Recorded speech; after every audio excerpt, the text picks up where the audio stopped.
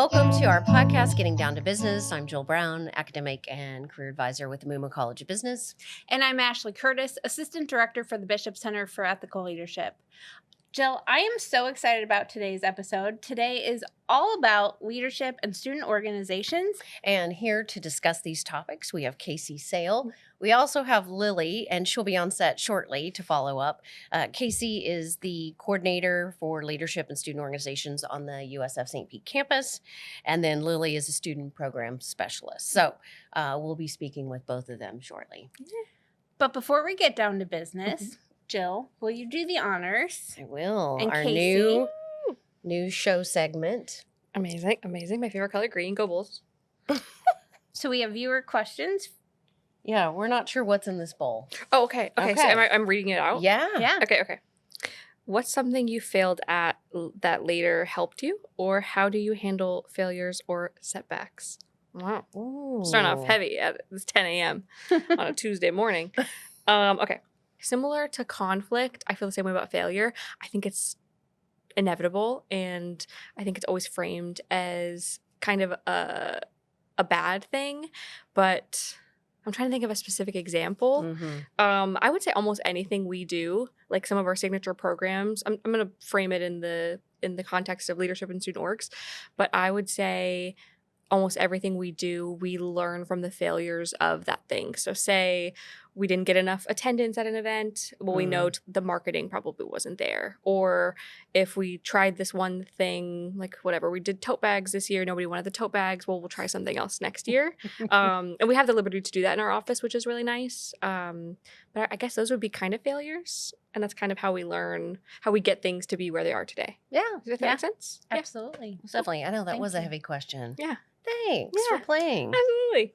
All right. Oh, is it to me then after It this? is. This is so new for us, Okay. but yeah. It's new to So me too. thank you for the question, viewers. Yes. Okay. Let's see. If you don't mind maybe telling our listeners a little bit about yourself, your role on campus, how you got to USF, those types of things. Yeah. Okay. So again, my name is Casey Sale. So I'm the coordinator for leadership and student organizations. So I actually graduated from undergrad and I got my master's at USF. So a double bull. Yeah, you're definitely bleeding green and gold. Bleeding green and gold, Okay. absolutely. And so I started as a graduate assistant in the Office of Leadership and Student Organizations when I started grad school. And then within like 3-4 months, there was a full-time role that I'm in now that opened up. And so I just kind of seamlessly transitioned into this role. Nice. And then last year in May, I graduated with my master's. And so I've been here ever since. And I love it. Yeah, Yeah. and what's your main function, I Mhm. guess, in a sense, or what are you bringing to our campus? So leadership and student organizations is kind of a fun one. So we're part of student life and engagement, which is very like front facing in general. So we have like the Harborside Activities Board, those kinds of things. That's kind of what people think about. But Lily and I are very much, and LSO in general is kind of like more on the back burner. So we support all the student organizations. So we do all like the Bulls Connect trainings, those kinds of things, all the purchasing for student organizations. So when they have an event or something, I'm the one that purchases for them. So I'm the one that buys all the stuff for them. Re-registration training for student organizations. We do have some programming that puts us a little bit at the forefront, which is, I'm sure we'll talk about it later, but we have Get On Board Day, we have Bull Market, we have Rocky's Leadership Award Ceremony, we have alternative break trips. So we do a bunch of like kind of a mishmash of things. Okay, awesome. Yeah. Perfect. And that's what we're diving into next. Mhm. So if you can talk a little bit more about the programs, what the programs are, Yeah. and what they entail. Yeah. So we have Get On Board Day is a big one. So that happens every fall and spring during Week of Welcome. So that is usually the second day of classes. So it's a big activities fair. I know y'all are usually there. And so community partners, campus departments, and student organizations can kind of table and show incoming students and returning students kind of like what we have to offer on campus and advertise some of the things coming up. And that's always a lot of fun. Big production, but it's always a lot of fun. And then we do a smaller version of that every month called Bull Market. And that kind of changes every semester. And then we have some bigger projects, initiatives. So we have alternative break trips. So we call them unbelievable service trips. So we just implemented one in the fall. So our first one we went to Savannah in December. And so we're hoping to keep that as a fall trip every year. So an alternative break trip is when students go during their break and do community service usually in a different state. I was just gonna ask, Mhm. like, what does that Yeah. mean? Yeah. So most universities have a version of this.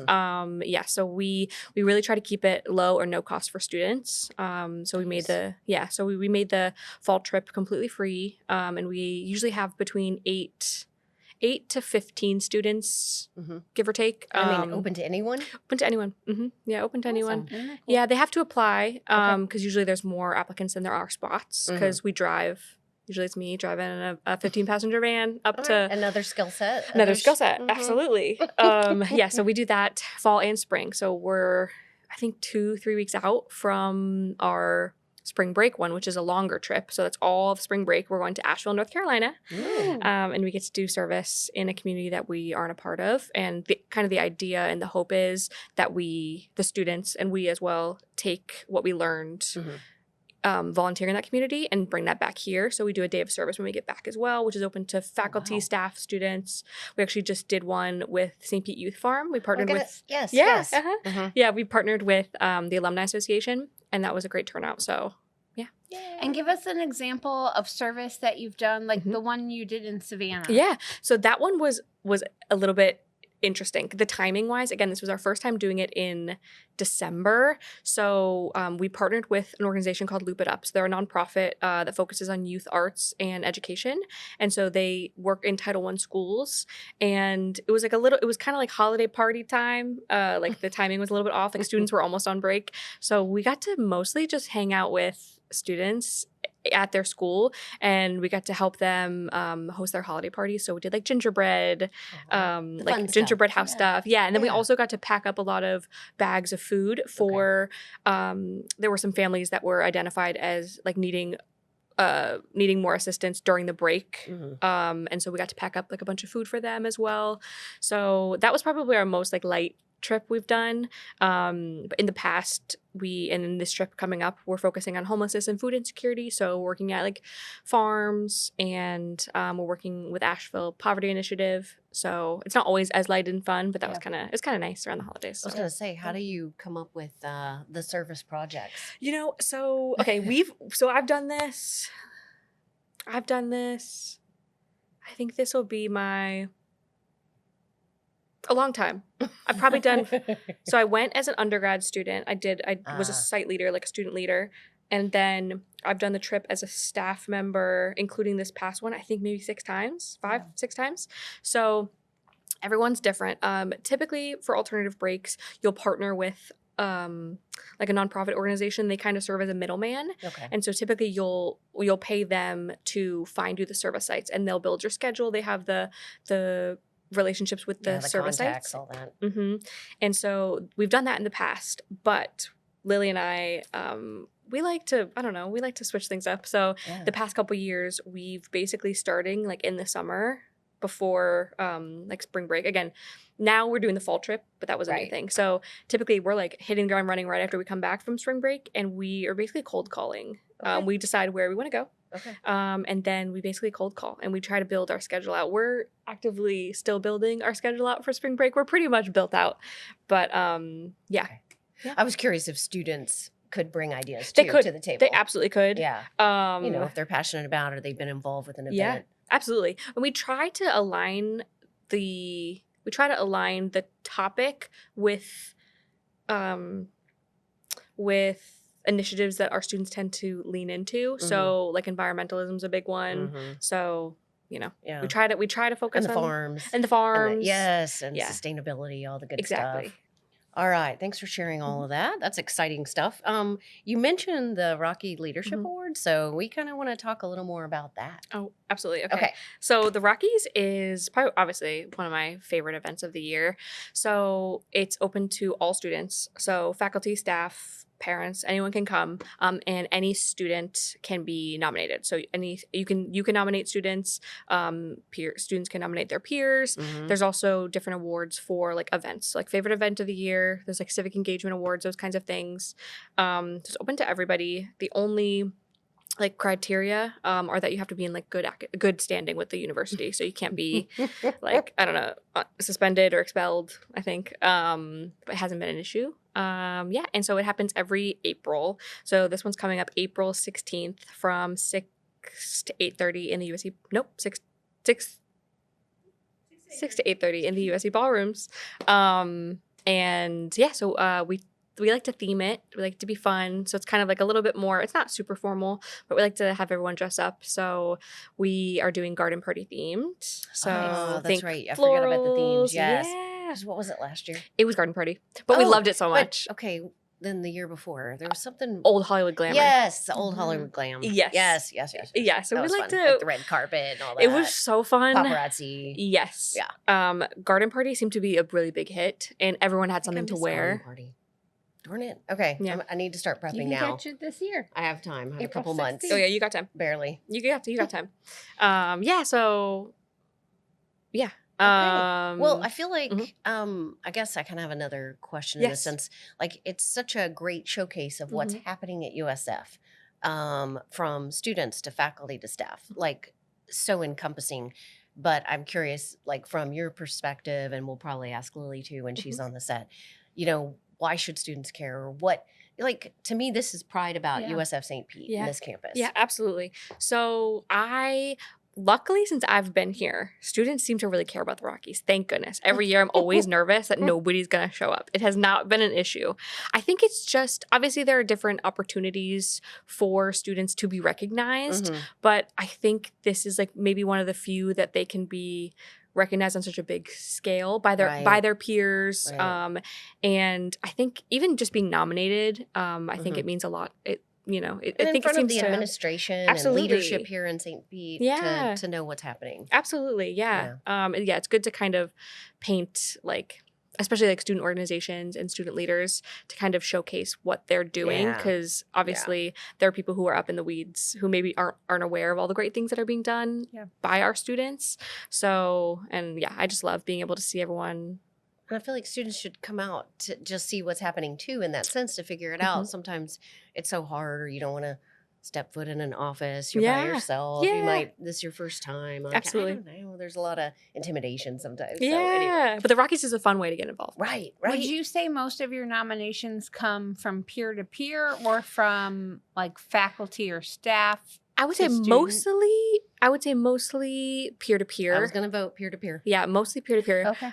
However, there are a lot of like staff or faculty who are nominating their student employees. So the Rockies is kind of built up in a way where, so the Leadership and Student Organization Office, Lily and I, we have like a nomination form that we do. So we give away, I think it's like 10 to 15 awards. I can't remember exactly how many because we got rid of a few and added a few.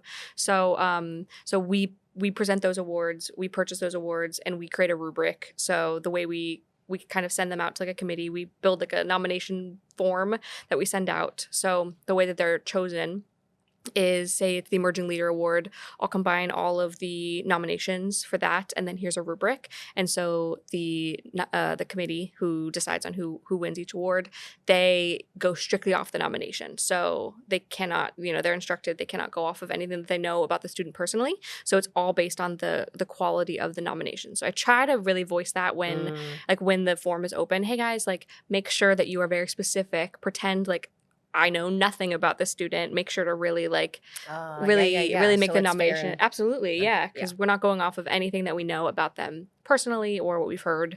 And I can attest to that as somebody who has done the rubric. It is very thorough. Yeah. And I will also say you just always have really good candidates. Yeah. Where it becomes a really difficult choice. It's really tough. It really is. It's a fun competition. Yeah. And what a great resume builder Yeah. and a way to tout something, to a future employer. Again, we're always looking towards, your future past USF. Yeah. And look what you've done and the impact that you made on campus, possibly the community, etc. Absolutely. Yeah. Awesome. Yeah.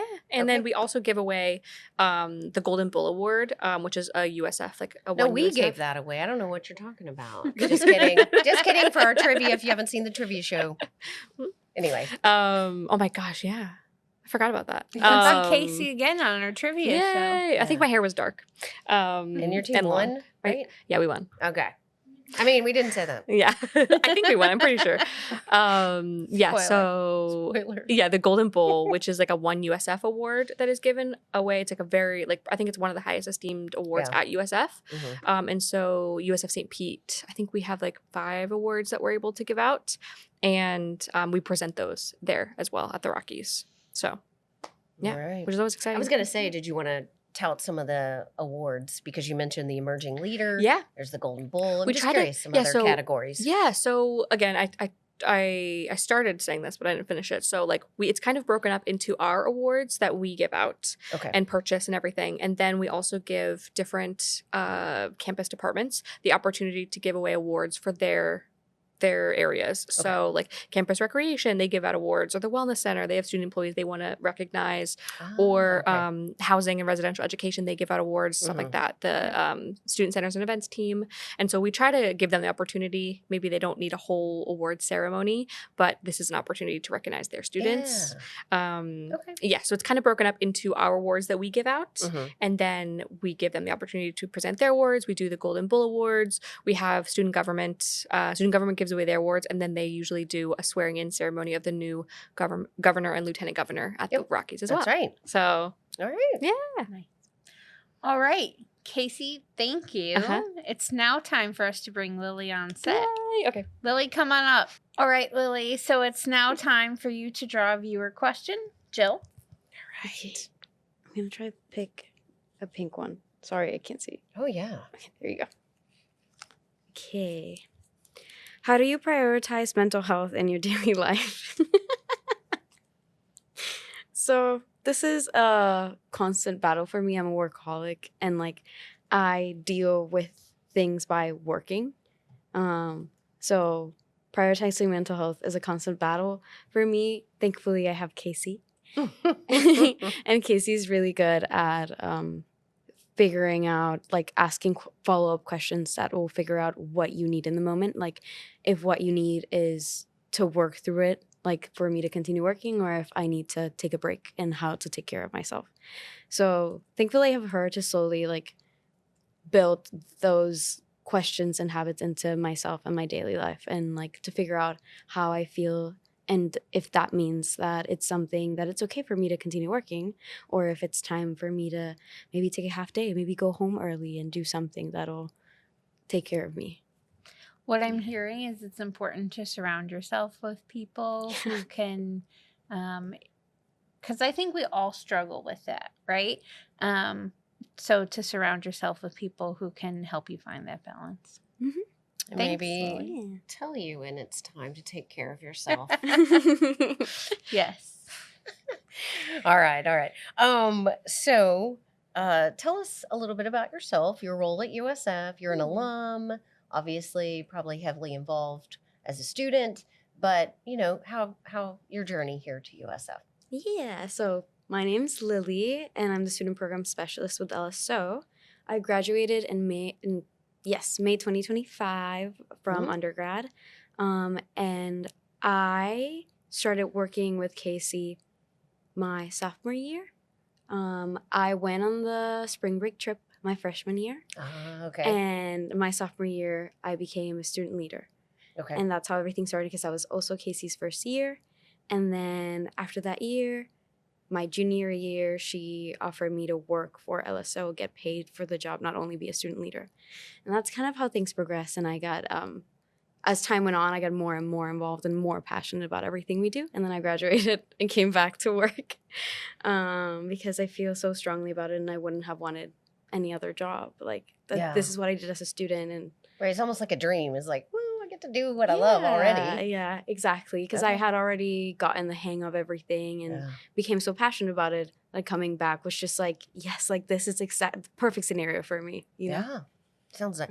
Mm. I'm curious if you don't mind sharing a little more too about like when you started on campus. Are you first gen? Did you have a good social group with you? Because taking that initiative, taking the first step to get involved can be really tough. I mean, I remember going back and, you know, if you don't know anyone, and I don't know, it's just, yeah. Yes, I agree. I am first gen. I'm also from Puerto Rico. I moved here 7 years ago, and the only people that I have in Florida are my mom and my brother, and they live in Kissimmee. So I'm kind of here in the St. Petersburg, Tampa area by myself. Oh, yeah. So when I moved into the dorms, it's Mhm. my first time living by myself, away from family. Ah, you had the whole experience. Yeah, And yeah. yes. And I did feel that first year was really hard. I didn't feel like there were people from my culture or anything. And then I Mhm. found the dance club. Yeah. And through the dance club, the environment they created made me feel so welcome and so warm. And I made so many friends, and it was a safe space to like express myself really.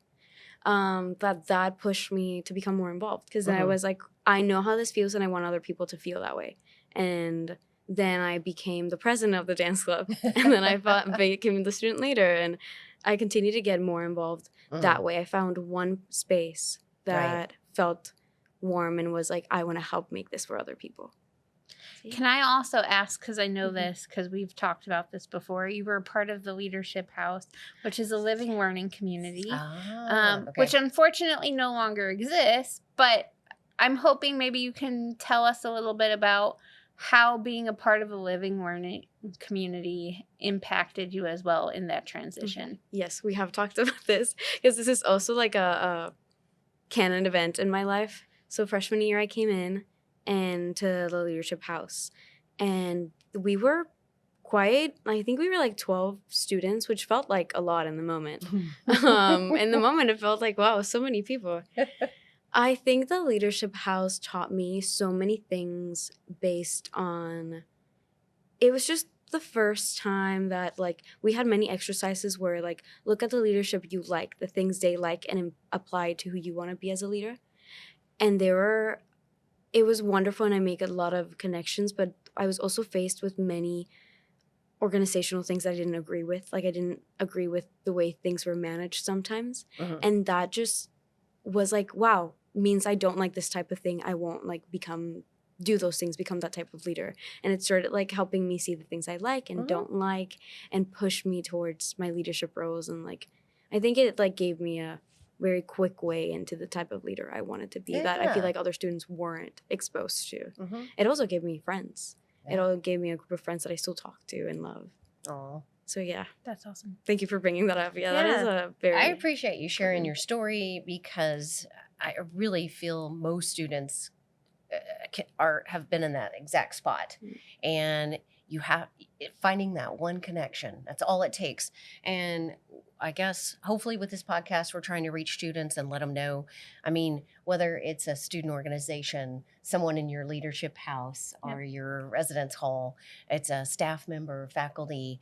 Any of us will strike up a conversation. I mean, we're chatty patty. So, but we can also help point you in some directions and know what might be a good fit. And like you said, though, you have to experience it, and sometimes just strike off what's like the pro con, what's good, what maybe, no, it's not fit for me.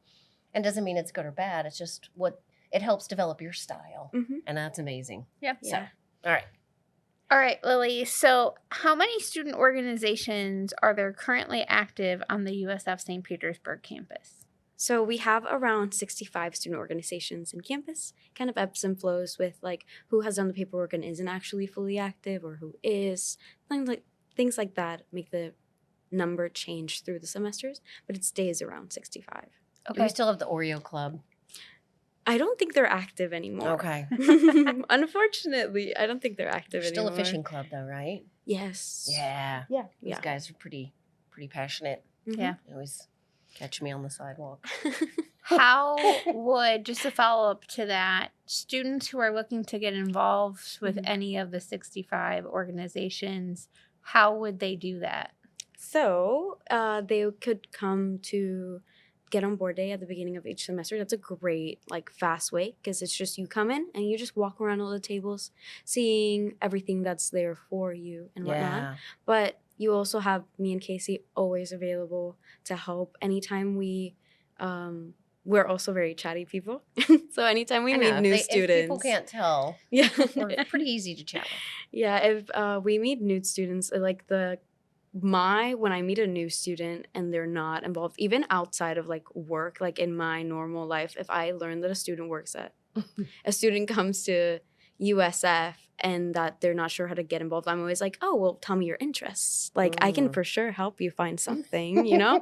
I like one of the pluses of having been involved and like been on this campus as a student is that Yeah. I like had so much time to learn most things, ways to get involved here. Mhm. So I'm always so eager to be like, I can help you. I can tell you where to go and stuff like that. But if you don't find Get On Board Day and if you don't find me and Casey, I think just like this campus is so small and like we're so connected, talking to people word of mouth, Mhm. and just push yourself to go to something you're interested to, just one event, one meeting, and the rest will take care of itself.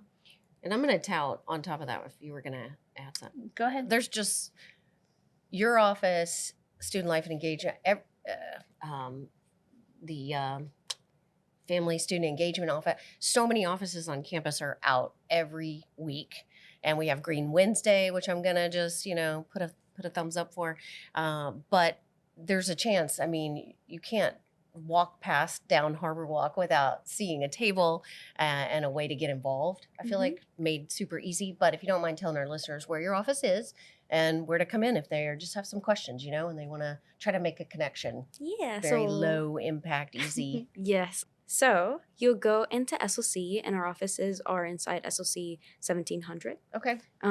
First floor? First floor. On You the go left, in. right? Yes, it'll be on the left. Yeah, it'll be like you'll see the staircase, and Mhm. it'll be like to the left of it, right Mhm. there. Mhm. And we also have inside of student life and engagement. There's also Have. They're in charge of putting all the activities for students. So they will be And that stands for? Harborside Activities Board. Thank you. Just for our Yes. listeners. It'll be, if you're going to the gym, it'll be to your right. Mhm. There's also the Office of Multicultural Affairs. When you're walking towards the stairs, there'll be the first one. I think it's 1400. Yes, it'll be right there. And all of those are available for students to come hang out, to come talk to us, to find ways to get involved because we're all under student life and engagement. Excellent. Awesome. And I think what I was going to say, if we have listeners who are thinking to themselves right now, this is great, but why would I get involved in a student organization? So I think first off, Jill and I, we always talk about career long-term and how this impacts career. Employers love seeing student organization representation on a resume. The more you have, the better. My rule of thumb is at least get involved in 2. Get involved in a professional organization that's related to your major, and then get involved in one that you're passionate about, like the dance club, right? Where you can really create that community. Mm-hmm. But don't let your studies slip. Don't let your So studies true. Because you can get it too. No. Yep. Anyway. Well, we appreciate you both coming on the set. Have we missed anything? Is there any last call out, like why should students get involved? How can it enhance their experience here at USF? Make the most time. I just don't see why you wouldn't want to get involved. Like, it makes life so much easier.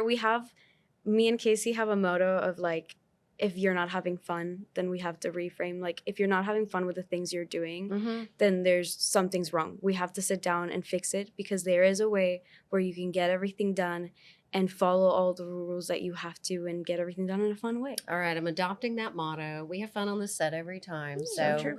we really appreciate you both. So student leadership and organizations. Yeah. Thanks for joining us. Thank you. Thanks for tuning in to another episode of Getting Down to Business. Follow us on Spotify, Apple, and YouTube. And a special shout out to our folks at Innovative Ed for making this episode possible. We'll see you next time.